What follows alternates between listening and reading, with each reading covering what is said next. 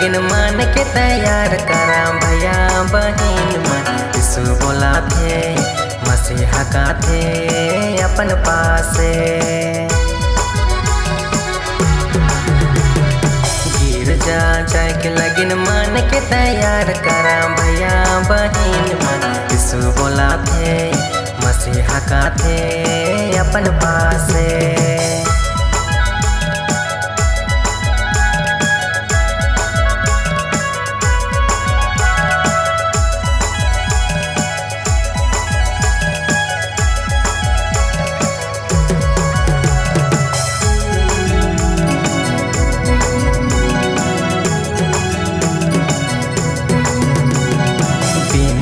करके लगिन मान के तैयार करा भैया बहिन मन यीशु बोला थे मसीहा का थे अपन पासे। विनती करके लगिन मान के तैयार करा भैया बहिन मन यीशु बोला थे मसीहा का थे अपन पासे।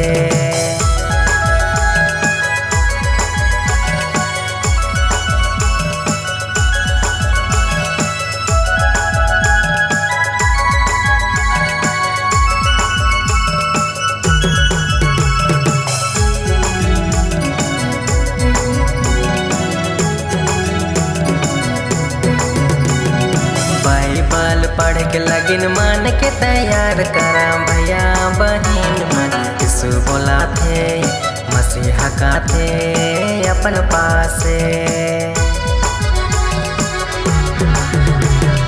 बाइबल पढ़ के लगिन मान के तैयार करा भैया बहिन मन यीशु बोला थे मसीहा का थे अपन पासे।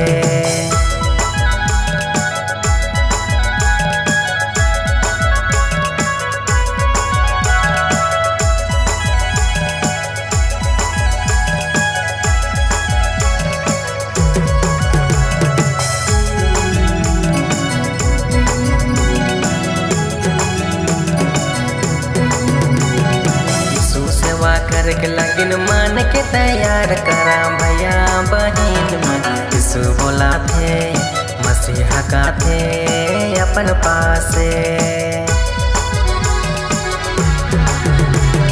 यीशु सेवा करके लगिन मान के तैयार करा भैया बहिन मन यीशु बोला थे मसीहा का थे अपन पासे।